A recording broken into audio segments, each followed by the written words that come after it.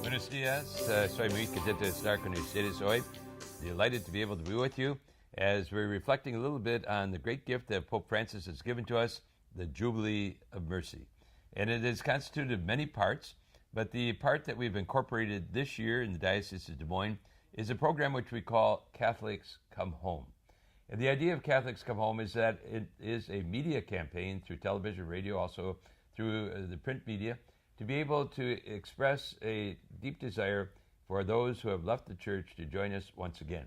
Perhaps you're not familiar with the statistic, but the largest denomination in the United States today is the Catholic Church, and the second largest, unfortunately, is former Catholics.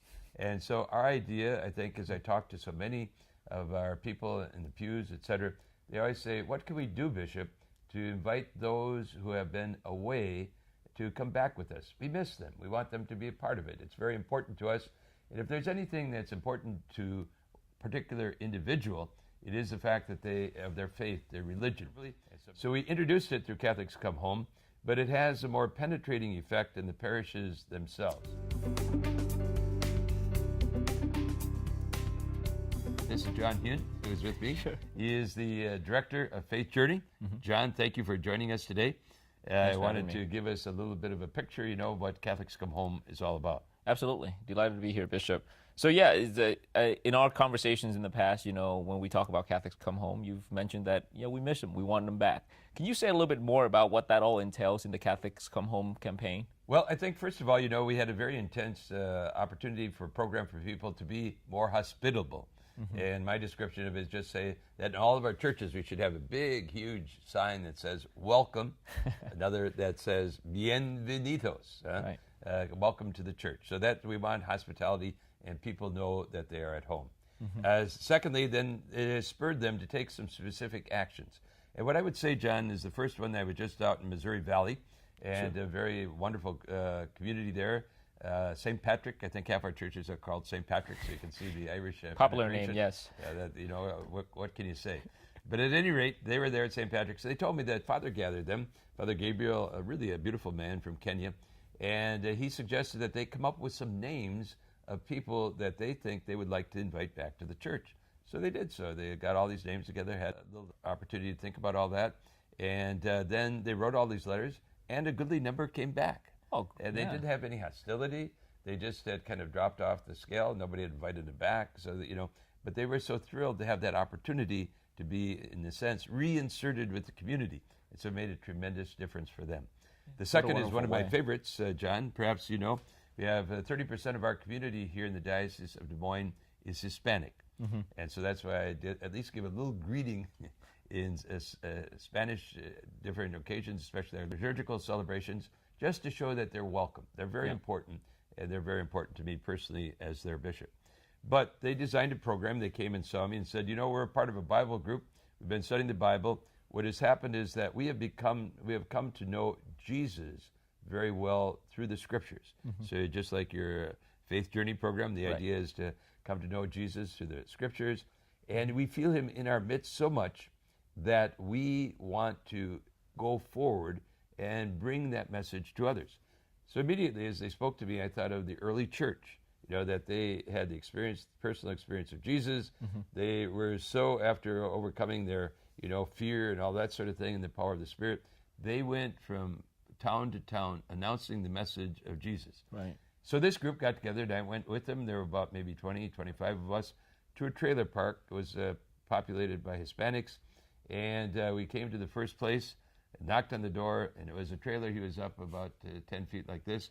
And so he came and she said, we had a woman that was with us, no fear whatsoever, Sure. Oh, she was just there, and she was willing to say anything to anybody.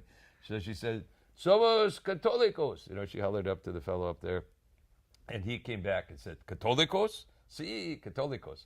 Well, then he came rushing down, and he said how happy he was to see us, because he representatives of every other religion under the sun had come to visit them, but not the católicos. He said, soy católico. So he was very delighted to have that opportunity to interact. And then, we went and visited several other people.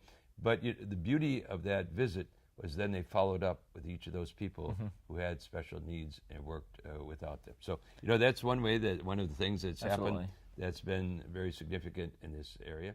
One issue, I just want to very briefly discuss it, is that of divorce and remarriage. Oh, sure, yeah. Two very simple things. We're very concerned about that. That's been brought up to me any number of times by our Catholics in the pew. One, if you're divorced and not remarried, you're still in full contact with the church itself, communion, etc. is fine. If you are divorced and remarried, that through the intervention of Pope Francis and the recent synod that they had in Rome, that we're working on that process to simplify it, to make it a lot easier for people, and to enable them to see perhaps that the former marriage from the beginning was not what we determine in the view of the Catholic Church as sacramental. Therefore, it didn't exist in the eyes of the Church, and now they can be, the second marriage can be blessed, and the normalcy of their lives can be returned. And you're referring to annulment, of course. Annulments is what we call them, Sure. right? But there's so much interest in that I want people to know that we're working seriously.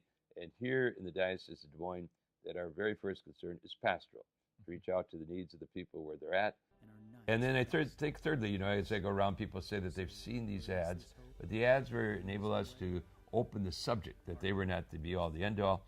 And they just said that, in terms of the sexual abuse crisis and all the other issues that have been, prominent in the life of the church today, that it was very good for them to be able to see something fresh, something new, something supportive, Sure. that is really going to make a difference for them and a difference in their lives. So I think it has been a valuable experience. The idea is that we're not out there to impose our faith, but we're there to invite people to participate, because we find it, as they did in the early church, as our Hispanics have found it, to be something that grabs them, that enables them to experience life in its in-depth meaning of life, and also discover that intangible, which we call happiness. So I think all of us, don't we all, want to be happy in our lives? And we find that it is in that direction that we invite others to join us on this journey, this faith journey that is so tremendously, consoling and brings a lot of great joy and happiness. So that's the sense of Catholics Come Home. And so far we found that, God has blessed us, enabled us to put that message out there, and to enable it to really be experienced by ever so many. I'm grateful for the opportunity, and all I say is that invite you and all the others to continue to know that they're welcome. All of those who are out there who have kind of drifted, come home. You're very welcome here in the community of the Diocese of Des Moines. Wonderful. Thank you, Bishop. Okay, great to be with you. And thanks, John. Yeah. And we pray that we might be the beneficiaries of God's goodness to all of us, but that we're also called, very importantly, that you too are called to share this goodness with others.